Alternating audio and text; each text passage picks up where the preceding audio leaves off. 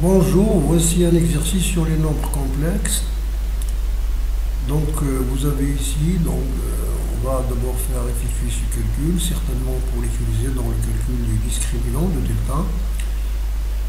Résoudre cette équation, et puis on se donne des nombres, des points dans le plan complexe, dont les affixes sont donc ça, ZA, ZB, ZC, etc. Donc on va calculer ce rapport et déduire la nature du triangle, la nature du quadrilatère. Donc ce sont des questions type du baccalauréat sciences expérimentales. Bien, donc on va commencer. Donc nous avons ça, est égal donc à 4 i au carré facteur de 1 moins racine de 3 de tout au carré. Donc i carré c'est moins 1, donc c'est moins 4, facteur de 1 plus 3 c'est 4, moins 2 racine de 3. Donc est égal à 8 racine de 3 moins 16.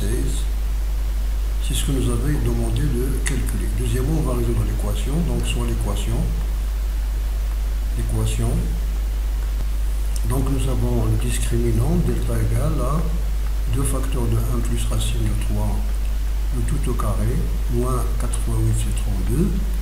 Donc est égal donc à 4 facteur de 4 plus 2 racine de 3 moins 32. Vous pouvez vous faire aider par la calculatrice puisqu'il est accepté au baccalauréat.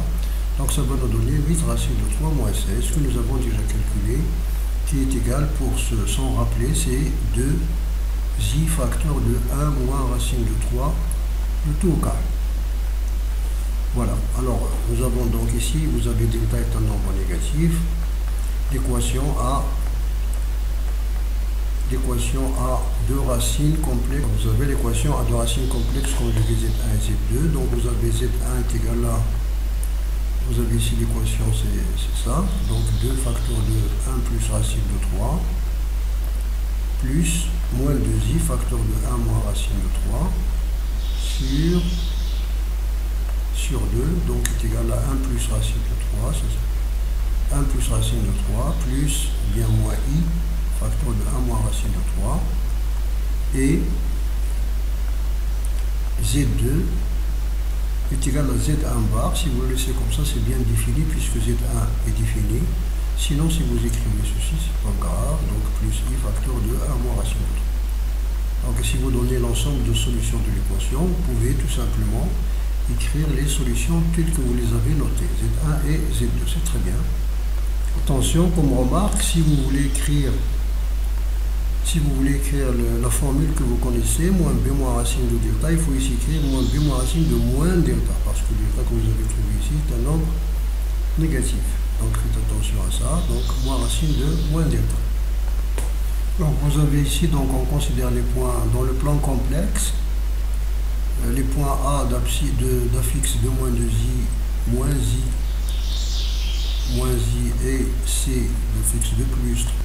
Alors vous avez ZA, le module de ZA est égal à la racine de ZA égale d'abord, si vous voulez, ZA c'est 2 moins 2i, d'où son module, le module de ZA c'est racine de 2 au carré plus 2 au carré c'est 8, donc c'est 2 racines de 2, et vous obtenez ZA est égal à 2 racines de 2, facteur 2, donc 2 divisé par 2 racines de 2, moins 2 sur 2 racines de 2i, donc est égal à 2 racines de 2, facteur de racine de 2 sur 2, moins racine de 2 sur 2i. I est égal à 2 racines de 2, cosinus moins pi sur 4, plus i sinus moins pi sur 4. Voilà, donc ZA est égal à, avec la notation entre crochets, vous avez 2 racines de 2 moins pi sur 4. Si vous avez un peu peur de la trigonométrie, pour les élèves de PC, donc vous utilisez cette notation-là qui fait disparaître les cosinus et les sinus. Très bien. De même, on a ZB est égal à moins i c'est un complexe, c'est un imaginaire pur, donc il est égal donc 1 moins pi sur 2, c'est ça. Donc ZB sur ZA est égal à 1 moins pi sur 2, 1 moins pi sur 2 sur ZA, c'est 2 racines de 2 moins pi sur 4. Donc on va utiliser les opérations sur les nombres complexes. Donc c'est le nombre complexe qui a pour module le rapport des modules et qui a pour argument donc moins pi sur 2 plus pi sur 4 moins, on se rappelle que c'est comme pour les arguments, c'est comme la règle du logarithme, donc est égal à 1 sur 2 racines de 2, donc moins pi sur 4. Très bien. Alors ZB sur ZA à la puissance 2022, on va appliquer la formule de Moivre, est égal à 1 sur 2 racines de 2 à la puissance 2022, moins 2 racines 2022 pi sur 4. Vous vous rappelez donc ça, la formule de Moivre, donc est égal à 1 sur 2 racines de 2, 2022. Ici vous allez voir en faisant la division, donc moins 506 pi plus pi sur 2. Donc vous enlevez donc les concurrences. Donc il vous reste 1 sur 2 racines de 2 à la puissance 2022 pi sur 2. Bien sûr qui est un nombre imaginaire pur, puisque vous avez ici pi sur 2, donc est égal à 1 sur 2 racines de 2 à la puissance 2022 i, qui bien sûr qui appartient à IR. Et vous pouvez l'écrire à partir d'ici qu'il appartient à IR, vous avez déjà répondu, sans passer par ça. Parce que si un nombre complexe a pour argument pi sur 2 modulo pi, c'est-à-dire pi sur 2, ou bien moins pi sur 2, pi sur 2, 3 pi sur 2, c'est-à-dire 2k plus 1 pi sur 2. 2k plus 1 pi sur 2. C'est-à-dire un nombre pair multiplié par pi sur 2. Que ce soit un nombre pair positif ou un nombre négatif, c'est un imaginaire pur. C'est un nombre imaginaire pur, c'est très bien. Alors, comme rappel, si vous avez un nombre complexe, z égale à plus bi, avec bien sûr a différent de 0 ou b différent de 0. Pas et b fois 0, c'est pas forcément a différent de 0 et b différent de 0, c'est-à-dire si vous avez a différent de 0 ou b différent de 0. C'est-à-dire un nombre complexe non lié, parce que les nombres complexes nuls n'a pas. Donc son module, c'est racine de a carré plus b carré est égal à r, donc c'est un nombre strictement positif. Donc vous partez, donc si vous voulez chercher les angles par la calculatrice, donc vous calculez le cosinus moins 1 de valeur absolue de r, c'est-à-dire vous prenez le nombre a, la partie réelle, c'est comme si vous faites, c'est le cosinus moins 1 de la partie réelle de z sur module de z, mais la partie réelle en valeur absolue. Et ça, c'est ce qui va vous donner alpha. D'accord? Alors, si une fois que vous avez fait ça, la calculatrice vous donne un angle alpha, donc vous allez voir, vous avez les cas que vous avez. Donc, soit vous avez A positif, B positif, positif, négatif, etc. Si vous avez les deux positifs, c'est alpha. Si vous avez les deux négatifs, c'est P plus alpha. Si vous avez le premier positif et le deuxième négatif, c'est moins alpha. Le premier négatif et le deuxième positif, c'est P moins alpha. Donc, voici comment vous faites. On peut aussi utiliser la tangente moins 1, c'est-à-dire l'arc tangente. Il y a même une formule générale, 1 demi de la tangente moins 1 de... Bon, donc ça c'est pour uniquement pour les nombres, pour les élèves de PC, il faut faire ça uniquement, c'est déjà suffisant. Alors vous avez des nombres particuliers par exemple qui ont la partie réelle, ça c'est le cas particulier de la partie réelle est égale à la partie imaginaire, réelle est égale à imaginaire de z en valeur absolue. Vous avez la partie réelle est égale à l'imaginaire de z en valeur absolue, c'est-à-dire ils sont tous les deux égaux, bien opposés. Égaux, c'est-à-dire les deux négatifs ou les deux positifs, ou etc. Donc vous allez avoir tout le temps le module C, valeur absolue de A racine de 2, si A est positif, donc c'est A racine de 2, et l'argument de Z c'est pi sur 4 avec la règle dessinée. D'accord? Par exemple, le nombre avec lequel nous avons travaillé, 2 moins 2i, son module c'est A racine de 2, et son argument c'est pi sur 4 avec la règle dessinée. Pi sur 4, vous avez plus moins, donc moins pi sur 4. Si nous avions moins plus ici, nous allons dire 3 pi sur 4, P moins pi sur 4. Si nous avions moins moins, nous allons dire P plus pi sur 4. Donc voici, c'est ça la règle des signes. Très bien. Et puis ici, vous avez la formule de Moivre que vous connaissez. Donc, lorsque j'élève à la puissance naturelle, ici pour vous, donc un nombre complexe Z, donc j'élève le module à la puissance n, Et j'élève ici, je multiplie l'argument par n, c'est comme les logarithmes. C'est comme lorsque vous faites log à la puissance n, c'est n logarithme. D'accord, n logarithme de a. C'est très bien. Voilà.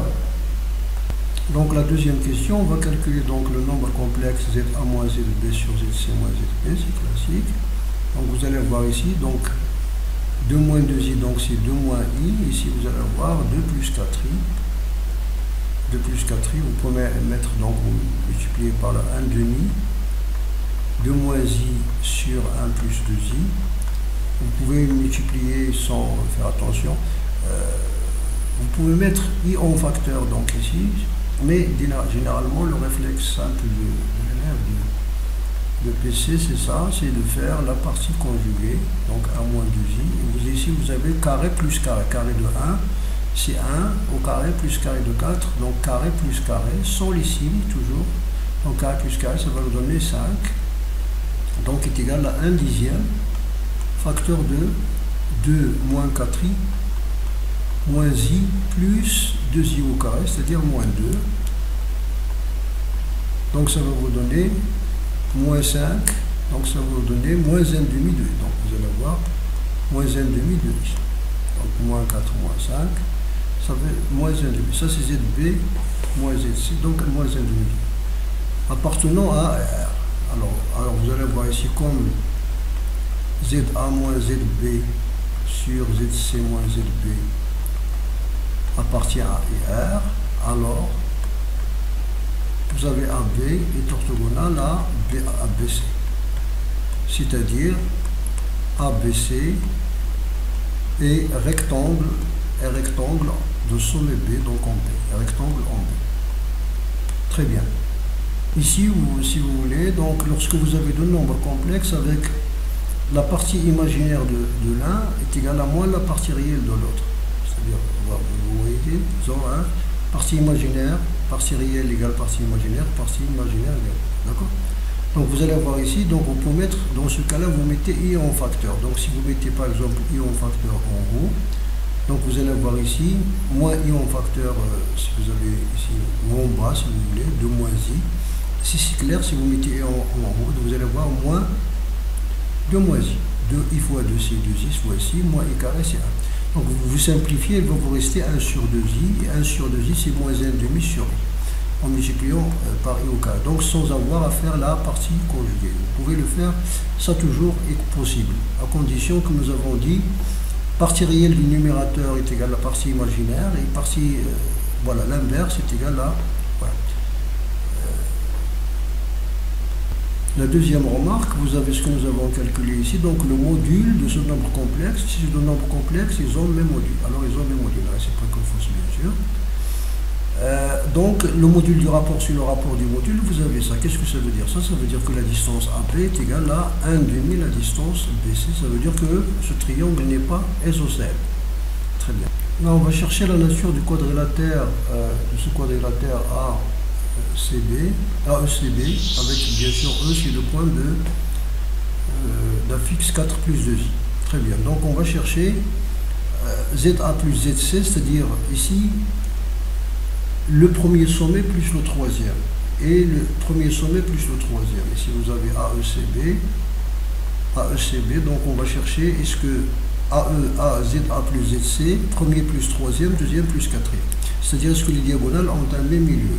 On a donc ZA plus ZC est égal à ZE plus ZB, donc ABCD, donc les diagonales AC en même. Donc si vous voulez, vous faites cette conclusion là, donc AC et EB en même milieu. Si les diagonales en même milieu, donc c'est un parallélogramme. Donc AECB est un parallélogramme.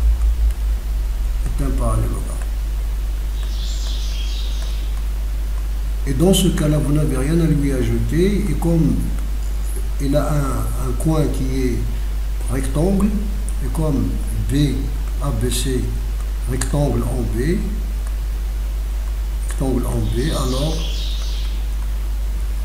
alors vous avez ACB sont trois sommets de ce quadrilatère. Donc si vous dites rectangle sans dire en B, c'est pas grave parce que les trois sont des sommets. Alors, AEBC est AECB est un rectangle. Et ça s'arrête là, ça ne peut pas être en carré. Un rectangle, ça ne peut pas être en carré puisque les côtés consécutifs ne sont pas isométriques.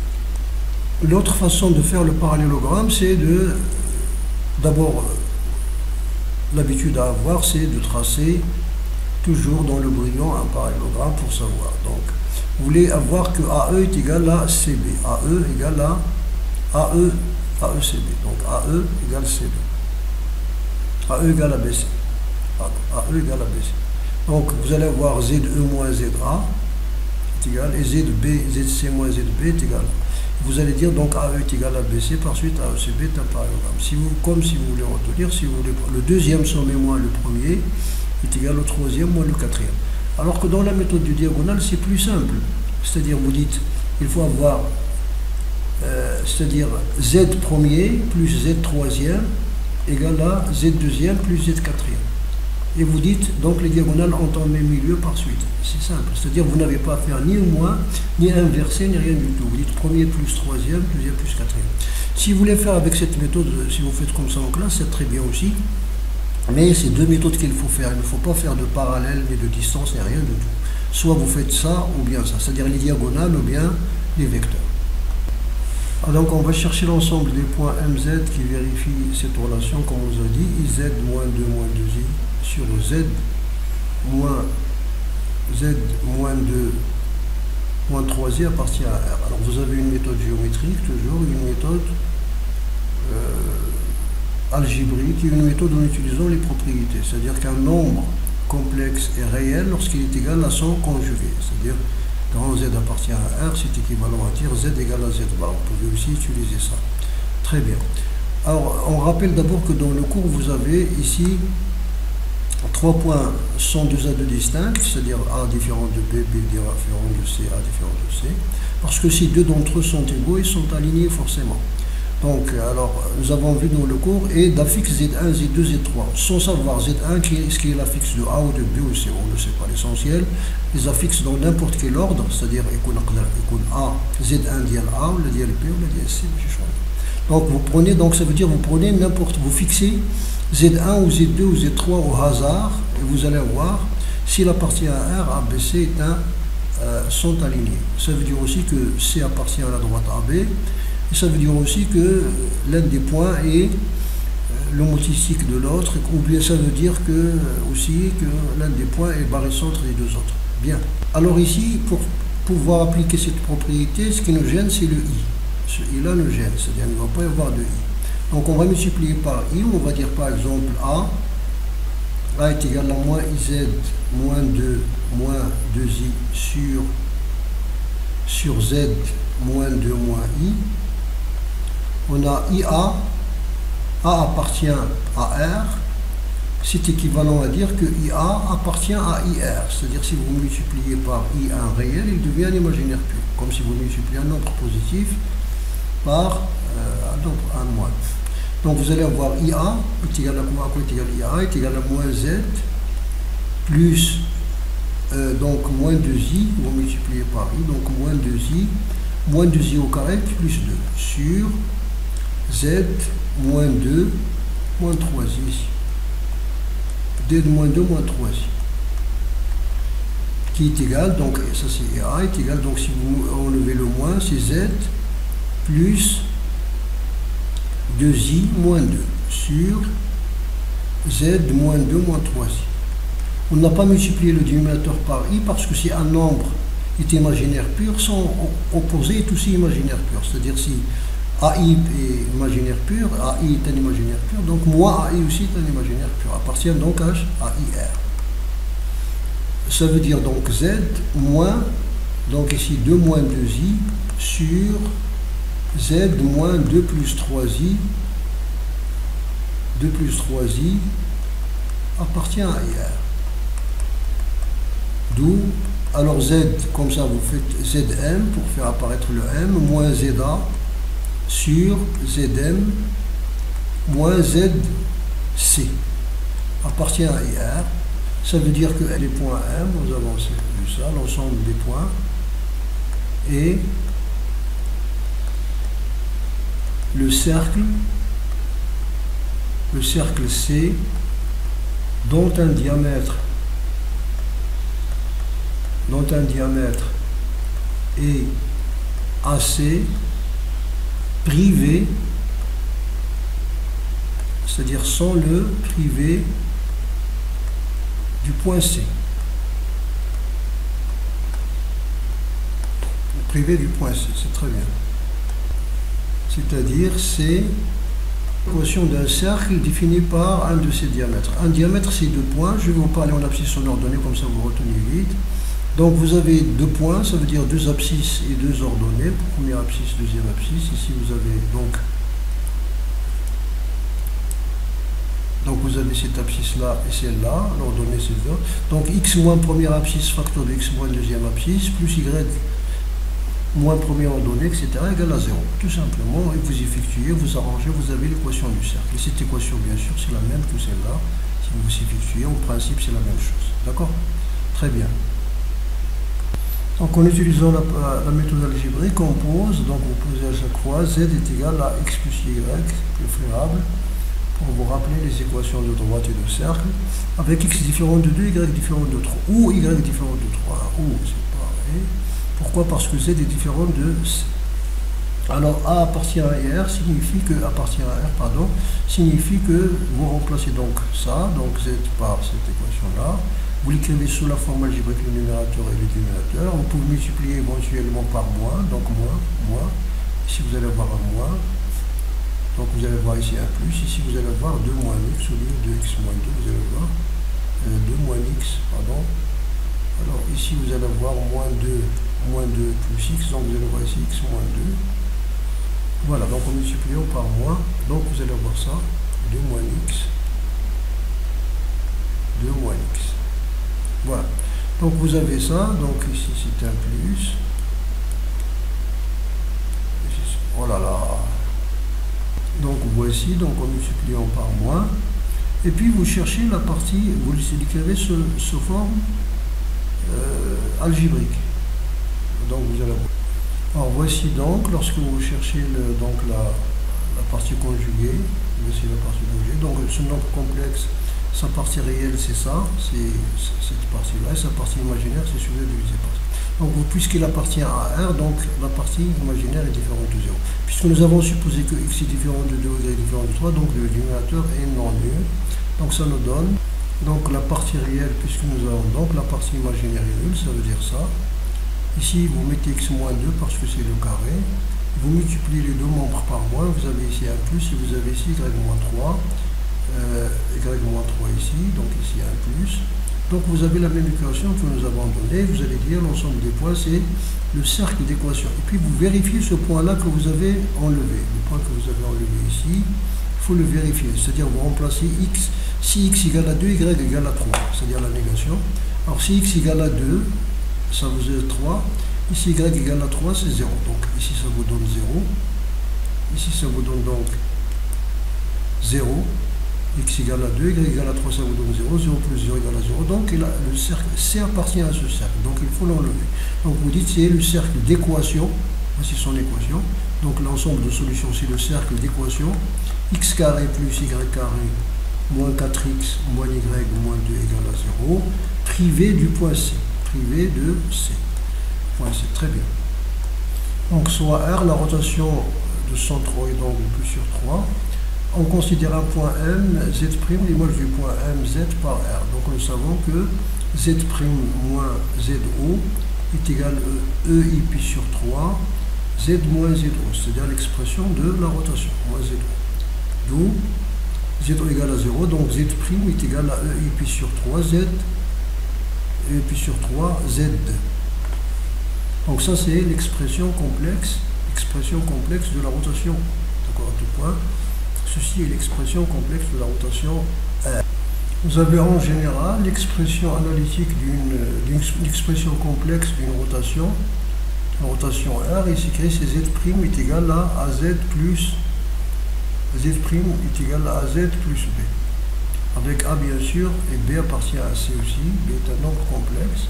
Avec A est un nombre complexe de module 1. Vous avez des cas particuliers, par exemple A est égal à 1 et A égale à moins 1.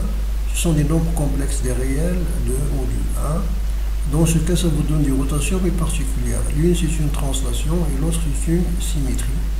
Donc, bon, c'est-à-dire, vous savez, c'est comme si vous avez le motici de rapport moins 1. Donc, motici de rapport moins 1, donc c'est la symétrie, le centre, le point variant, etc. Prendre le cas particulier, pour z égale à ZA, nous avons Z' est égal à ZA E I pi sur 3 est égal à 2 moins 2i facteur de I pi sur 3, d'accord, est égal donc à 2 moins 2i facteur de 1 demi plus I racine de 3 sur 2 égale, donc est égal à ça, donc en remplaçant, nous avons ici 2 moins 2i, donc on remplace donc E I pi sur 3, c'est 1 demi plus ça, en effectuant, on va trouver ZD. Donc, d'où D est égal à l'image de A par la rotation R. Très bien. D signifie donc D, l'image de A par la rotation R, signifie que ZD c'est égal à ça. ZD, nous avons déjà calculé que ZA est égal donc E I pi sur 3. Nous avons vu que ZA est égal à 2 racines de 2 moins pi sur 4. Donc, c'est-à-dire est égal à 2 racines de 2 multiplié par E à la puissance moins I pi sur 4. Donc, est égal à 2 racines de 2, E à la puissance moins I pi sur 4. Donc, vous avez 4 pi sur 3 moins 3 pi sur 4, c'est pi sur 12. Pi sur 12. Donc, ça veut dire quoi? Ça veut dire ZD. Donc, le module de ZD est égal à 2 racines de 2. Et un argument de ZD, c'est quoi? Argument de ZD, c'est congru à pi sur 12 modulo 2pi.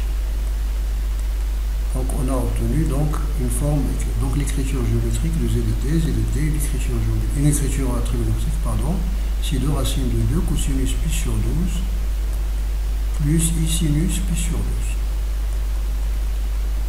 Très bien.